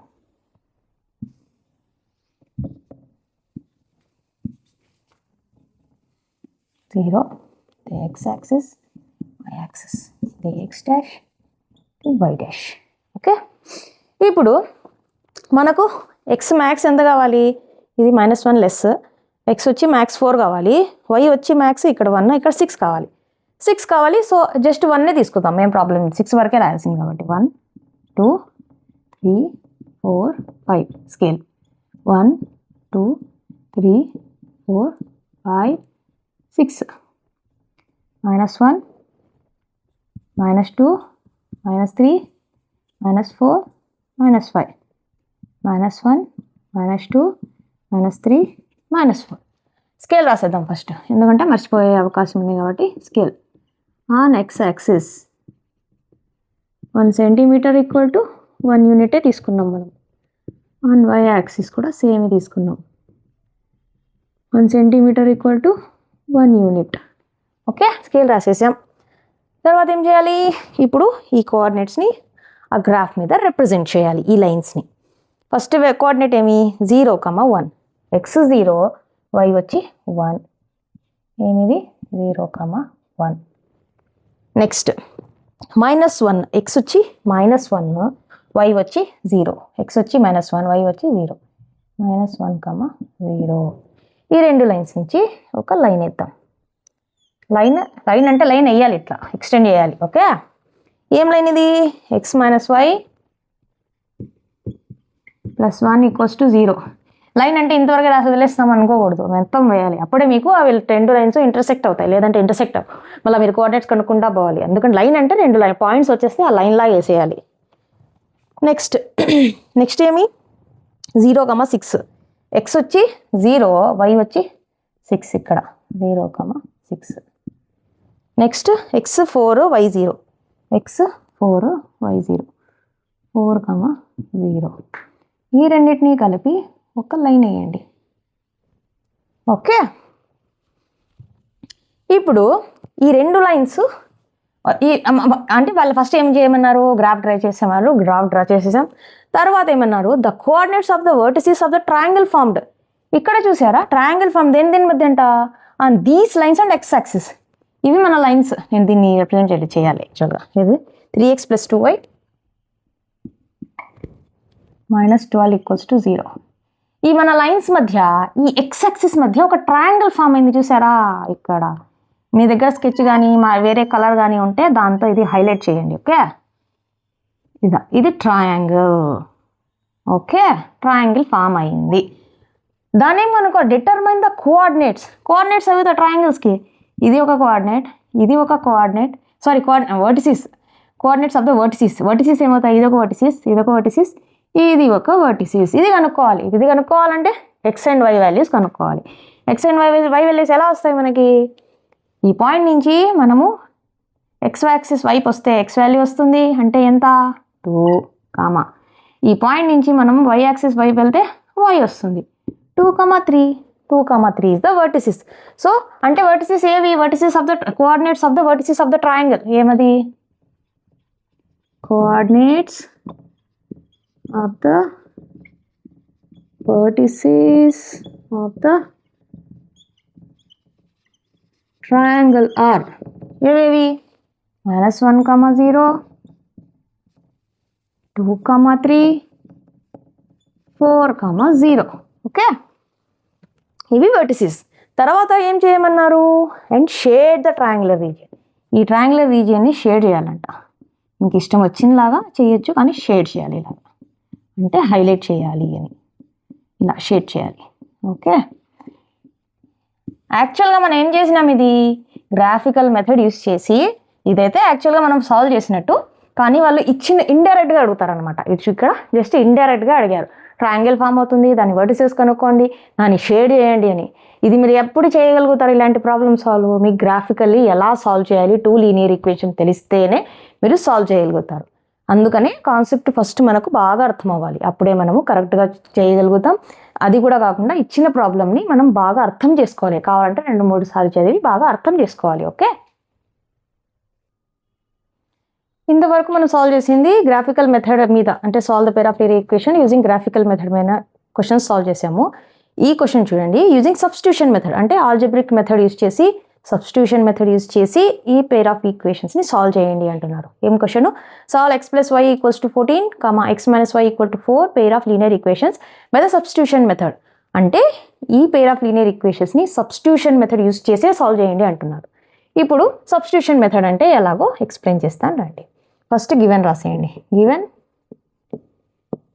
x plus y equals to 14. Equation number 1. x minus y equals to 4. Equation number 2. నేను ఎక్స్ప్లెయిన్ చేశాను కదా, సబ్స్టిట్యూషన్ మెథడ్ అంటే ఏదన్నా ఒక ఈక్వేషన్ సెలెక్ట్ చేసుకొని దాని నుంచి ఒక వేరియబుల్ వాల్యూ కనుక్కొని ఆ వేరియబుల్ వాల్యూని ఇంకొక ఈక్వేషన్లో, సేమ్ ఈక్వేషన్లో సబ్స్టిట్యూట్ చేస్తే రాదు, ఇంకొక ఈక్వేషన్లో ఏదైతే వేరే ఈక్వేషన్ ఉంటుందో దాంట్లో సబ్స్టిట్యూట్ చేయాలి. అప్పుడు మీకు ఒక వాల్యూ వస్తుంది. దాన్ని అలా సాల్వ్ చేస్తాం. ఏదైనా ఒకటి తీసుకుందాం. ఫర్ ఎగ్జాంపుల్ ఫస్ట్ దాని నుంచి నేను ఎక్స్ వాల్యూ కనుక్కోను అనుకుందాను. x plus y equals to 14 కదా, x plus y equals to 14. దీని నుంచి నేను x equals to 14 minus y, plus y కాబట్టి అటు సైడ్ పోతే మైనస్ y అవుతుంది. ఇప్పుడు ఏం చేయాలంటే substitute x value in equation 2. 1లో చేయకూడదు, మళ్ళీ సేమ్ నుంచి కనుక్కొని మళ్ళీ సేమ్లో చేస్తే ఏం రాదు. కాబట్టి జస్ట్ ఫస్ట్ నుంచి కనుక్కున్నాం కాబట్టి సెకండ్ దాంట్లో చేయాలి. 2 ఏముంది, X value 14 minus y, X ప్లస్లో 14 minus y పెట్టాలి. 14 minus y equals to 4. 14 minus 2y equals to 4. minus 2y equals to 4 plus 14 అటు సైడ్ పోతే -14 minus 2y equals to -10, minus cancel, 2 1s 2 5s, y equals to 5. y value 5 అని వచ్చింది. ఈ y value తీసుకెళ్ళి మీ ఇష్టం, ఇంకా 1 and 2 దేంట్లోనే పెట్టుకోవచ్చు, దేంట్లో పెట్టినా కూడా y వాల్యూ వస్తుంది. మనము సబ్స్టిట్యూట్ y వాల్యూ ఇన్ 1 అనేది చేద్దాం. Substitute y value in 1. x plus y value ఎంత 5 equals to 14. x equals to 14 minus 5, x equals to 9. So x value is 9. కావాలంటే ఈ రెండు వాల్యూస్ దీంట్లో సబ్స్టిట్యూట్ చేసి కరెక్ట్గా ఆన్సర్ వస్తుందా లేదా అని చూసుకోండి. కావాలంటే చూడండి, x వాల్యూ ఎంత 9, y వాల్యూ ఎంత 5, 9 + 5 14. తర్వాత x వాల్యూ 9 minus 5 14, రెండు సాటిస్ఫై అయ్యాయి. సో ఇది సబ్స్టిట్యూషన్ మెథడ్. ఏం చేసాము మనం ఇక్కడ, సబ్స్టిట్యూట్ చేసాము. ఒక ఈక్వేషన్ నుంచి వాల్యూ కనుక్కొని ఇంకొక ఈక్వేషన్లో చేసాము. సో మీరు వాళ్ళు స్పెసిఫిక్గా చెప్పినప్పుడు సబ్స్టిట్యూషన్ మెథడ్ అంటే ఆ మెథడే యూజ్ చేయాలి. గ్రాఫికల్ మెథడ్ కానీ ఇంకో ఏది ఎలిమినేషన్ మెథడ్ యూజ్ చేయకూడదు. వాళ్ళు ఇచ్చిన మెథడే యూజ్ చేయాలి. అప్పుడే మీకు ఫుల్ మార్క్స్ వస్తాయి. ఓకే స్టూడెంట్స్, నెక్స్ట్ క్వశ్చన్ చూడండి. Solve 2x + 3y = 11 and 2x - 4y = -24 and hence find the value of m for which y = mx + 3. అంటే ఏమంటున్నారు, రెండు లీనియర్ ఈక్వేషన్స్ ఇచ్చారు, వాటిని సాల్వ్ చేయాలంట. మీ ఇష్టం, ఏ మెథడ్ యూజ్ చేయండి, either graphical, substitution or elimination, మీ ఇష్టం అని చెప్పారు. ఏం చెప్పలేదు కాబట్టి మన ఇష్టం, ఏదైనా యూజ్ చేసుకోవచ్చు. And finds the value of m. m value కనుక్కోవాలంట. ఎట్లా కనుక్కోవాలి, ఈ ఈక్వేషన్ యూజ్ చేసి y = mx + 3. దీని నుంచి మనం m కనుక్కోవాలంటే ఏమేమి వేరియబుల్స్ ఉన్నాయో చెప్పండి, x and y. కాబట్టి మనం ఈ రెండు ఈక్వేషన్స్ని సాల్వ్ చేసి xy కనుక్కొని దీంట్లో సబ్స్టిట్యూట్ చేస్తే m వాల్యూ వస్తుంది. అందుకనే వాళ్ళు సాల్వ్ చేయమని చెప్పారు. ఇలాంటప్పుడు గ్రాఫికల్ మెథడ్ యూజ్ చేయడం కంటే సబ్స్టిట్యూషన్ మెథడ్ కానీ ఎలిమినేషన్ మెథడ్ కానీ యూజ్ చేయడం చాలా ఈజీ.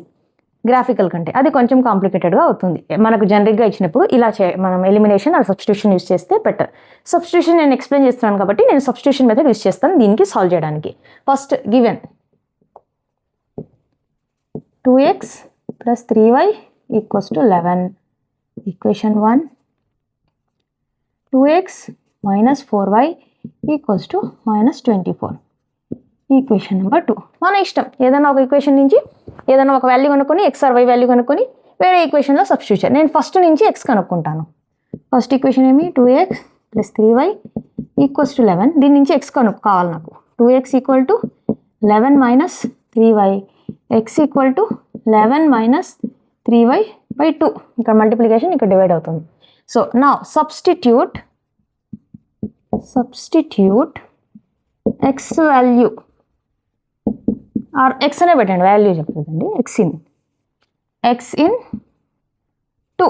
1లో పెట్టకూడదు, మళ్ళీ మనం దాని నుంచే కనుక్కున్నాం కాబట్టి వేరే దాంట్లో, దేని నుంచి కనుక్కుంటాము దాని నుంచి వేరే దాంట్లో 2లో పెడితే ఏమొస్తుంది, 2 × x ప్లస్లో 11 - 3y/2 minus 4y equals to minus 24. 2 cancel అవుతుంది. 11 minus 3y minus 4y equals to minus 24. 11 minus 7y equals to minus 24. Minus 7y equal to minus 24 minus 11. Minus 7y equals to minus 35. Minus minus cancel. 7 ones 7 5s. Y equals to 5. Okay, y value వచ్చేసింది మనకి ఇక్కడ. ఈ y తీసుకెళ్ళి ఏదో ఒక equation substitute చేయండి, మీ ఇష్టం. 1 or 2. ఇక్కడ 2 చేసాం కాబట్టి మళ్ళీ 1లో చేద్దాం. సబ్స్టిట్యూట్ y వాల్యూ ఇక్కడ రాయొచ్చు, ఎందుకంటే వాల్యూ అనేది వాల్యూ ఇన్ 1. ఈక్వేషన్ 1 ఈక్వేషన్ రాయండి. ఈక్వేషన్ 1 ఇక్కడ కూడా ఈక్వేషన్ 2 అని రాయండి. ఓకే, 1 ఏముంది 2x plus 3 into y value ఎంత 5 equals to 11. 2x 15 equals to 11. 2x equal to 11 minus 15. ఇక్కడ ప్లస్ 15 అటు సైడ్ పోతే minus 15. So 2x equal to minus 4. 2 ones 2s. x equals to minus 2. x value వచ్చింది. ఇప్పుడు మనం ఫైనల్గా ఏం చేయాల్సింది, find the value of m for which this equation. కాబట్టి సబ్స్టిట్యూట్ కావాలంటే ఇక్కడ రాసుకోండి, మధ్యలో నేను రాయలేదు. y equal to mx plus 3 equation 3 అని రాసుకోండి. Substitute x and y values in equation 3. ఏముంది ఈక్వేషన్ 3? y వాల్యూ ఎంత 5. 5 equals to m, x value ఎంత minus 2 plus 3. 5 minus 2m plus 5 equals to minus 2m plus 3. 3ని ఇటు side తీసుకొద్దాం. 5 minus 3 equals to minus 2m. దీన్ని reverse చేసుకుంది, ఎందుకంటే మనకు కావాల్సింది m కాబట్టి. Minus 2m equals to 5 minus 3. Sign మళ్ళీ మార్చేయకూడదు, ఎందుకంటే నేను జస్ట్ ఇటు సైడ్ అటు సైడ్ చేశాను కాబట్టి. కావాలంటే మీరు ఇట్లు కూడా పెట్టుకోవచ్చు, లాస్ట్లో కావాలంటే మార్చుకోవచ్చు. 5 మైనస్ 3 అంటే 2 equal to minus 2m. 2 cancel 1. Minus m equal to 1, m equal to minus 1. అంటే వాల్యూ m వాల్యూ వచ్చి మైనస్ 1. ఓకే, ఇలా కూడా అడుగుతారు. జస్ట్ ఏదైనా ఒక వేరియబుల్ సపరేట్ కాన్స్టెంట్ వేరియబుల్ ఇచ్చేసి దాన్ని కనుక్కోండి. ఇంకొక ఈక్వేషన్ ఇచ్చి ఫస్ట్ మనం ఇచ్చిన ఈక్వేషన్ సాల్వ్ చేసి దాని నుంచి వాళ్ళు కనుక్కున్న వేరియబుల్ యొక్క వాల్యూ ఫైండ్ అవుట్ చేయాలి. ఓకే, ఇక్కడ ఇలా ఏ మెథడ్ అని మెన్షన్ చేయలేదు కాబట్టి మన ఇష్టం, ఏ మెథడ్ అన్నా సబ్స్టిట్యూషన్ మెథడ్ కానీ, గ్రాఫికల్ మెథడ్ కానీ, ఎలిమినేషన్ మెథడ్ కానీ మన ఇష్టం వచ్చిన మెథడ్ యూస్ చేసుకోవచ్చు. ఓకే స్టూడెంట్స్, ఇంకొక థియరీ క్వశ్చన్ ఇది. యాక్చువల్గా చదవండి.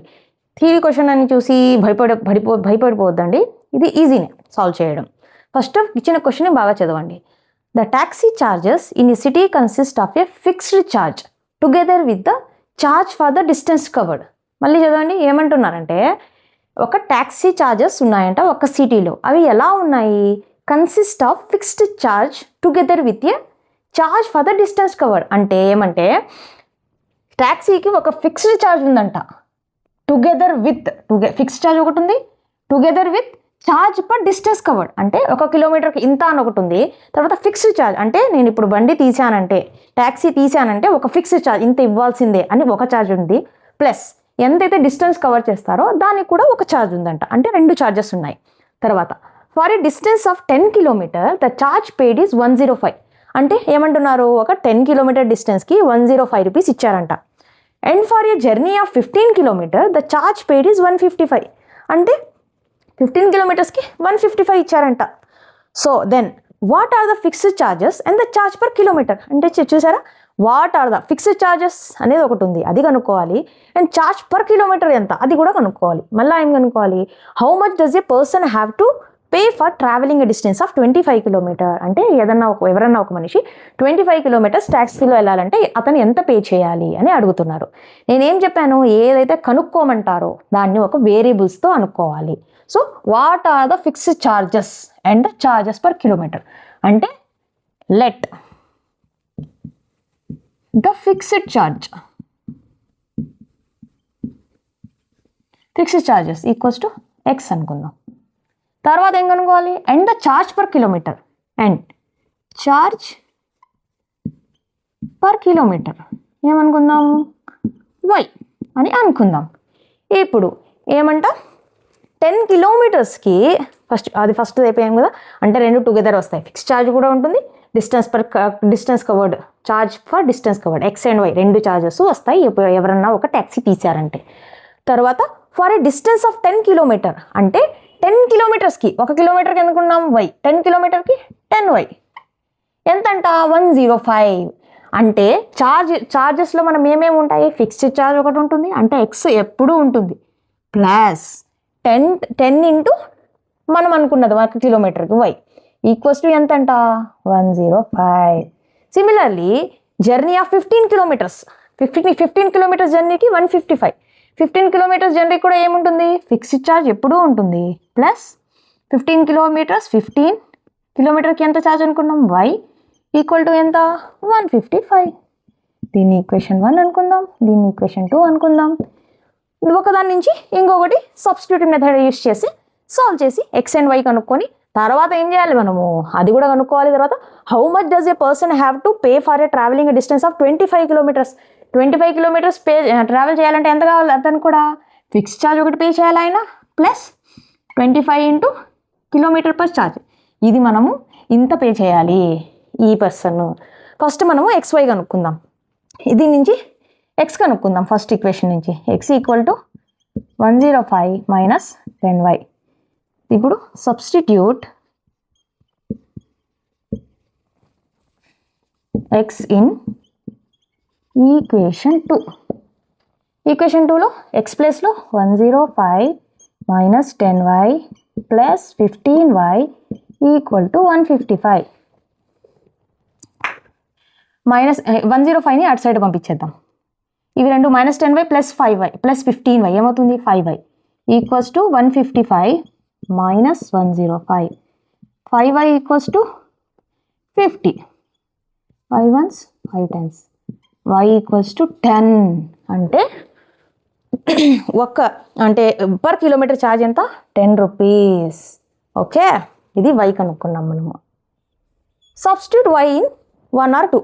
1లోనే సబ్స్టిట్యూట్ చేయాలి. ఇది తీసేద్దాం, లాస్ట్లో రాసుకుందాం. ఇది substitute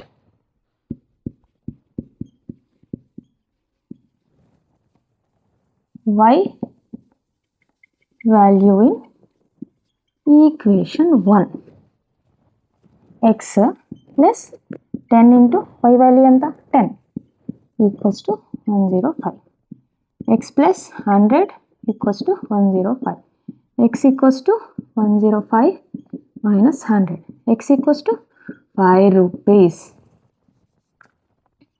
x equal to 5. Okay, fixed charge ఎంతంట? 5 రూపీస్.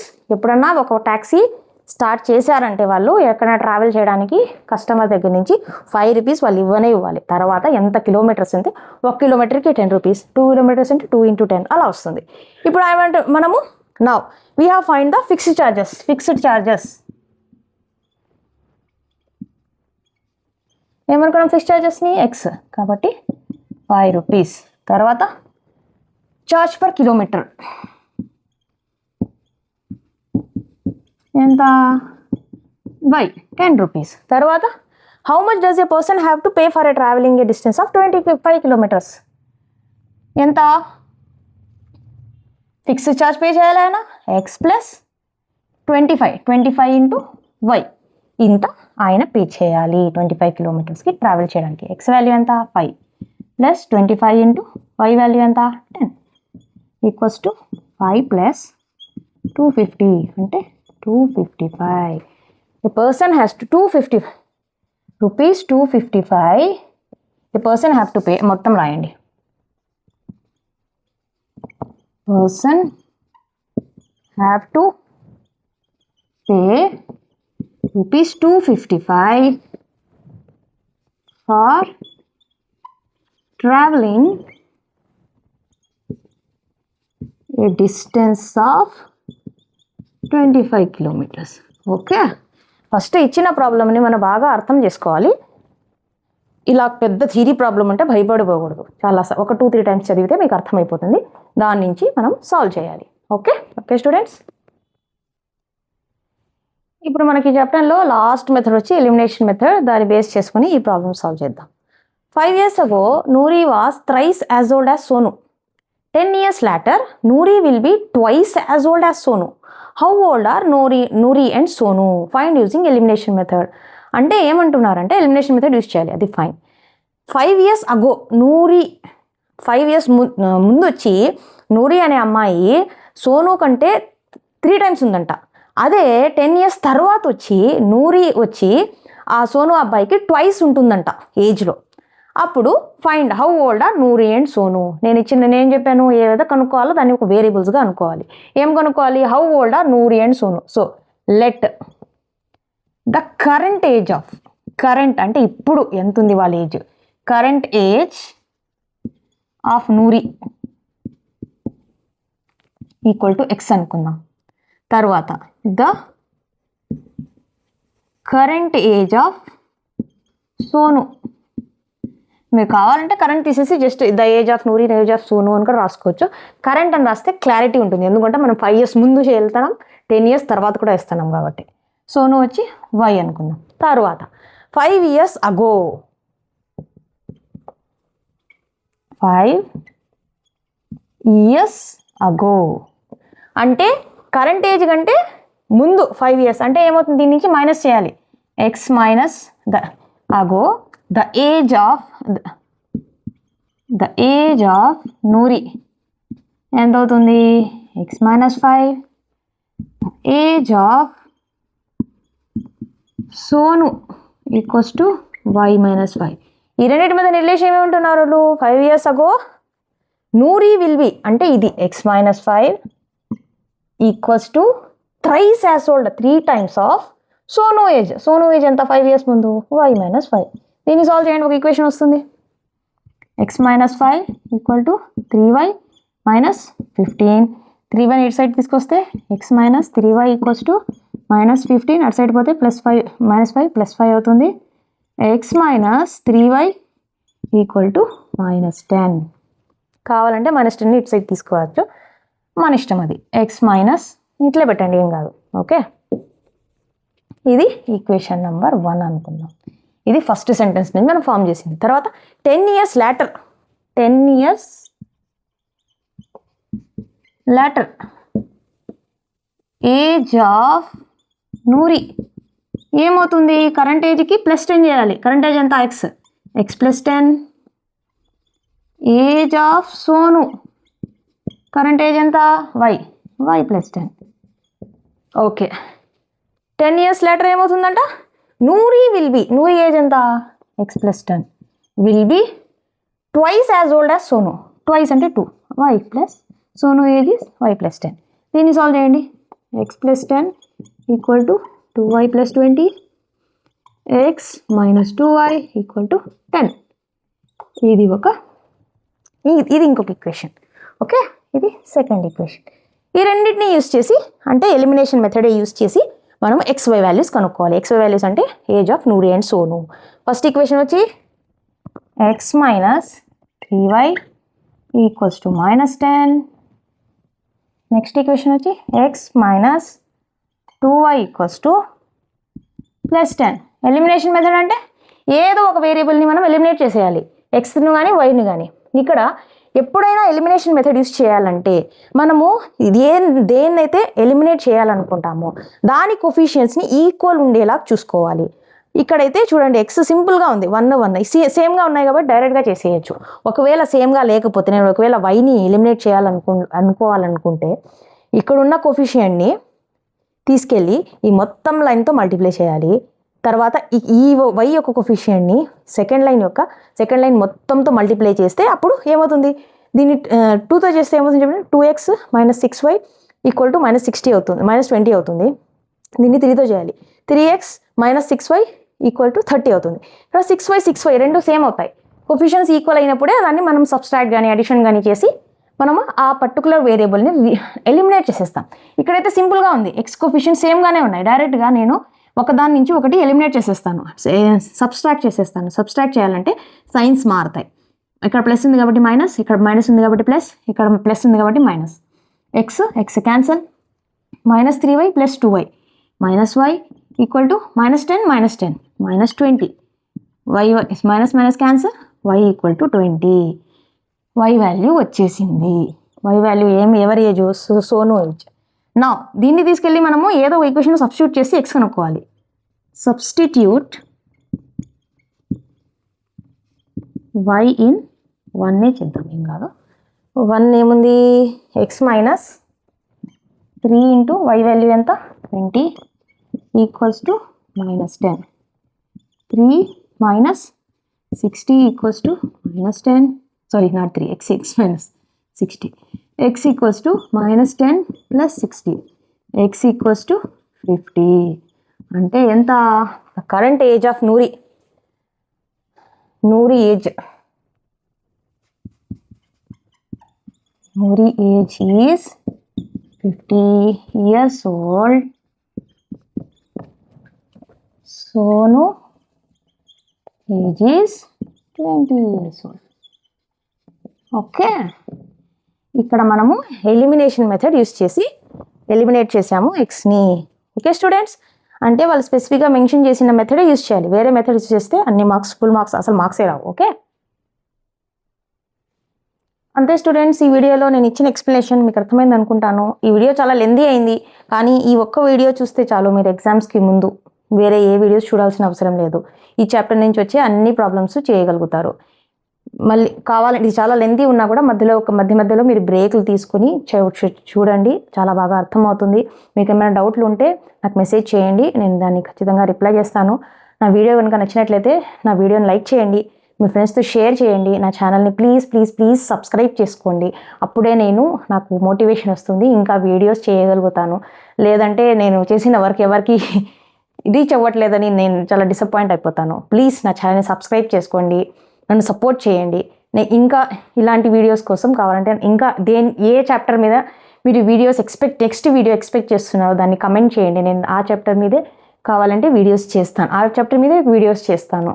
ప్లీజ్ నన్ను సపోర్ట్ చేయండి. నెక్స్ట్ వీడియోలో మళ్ళీ కలుద్దాం. Thank you.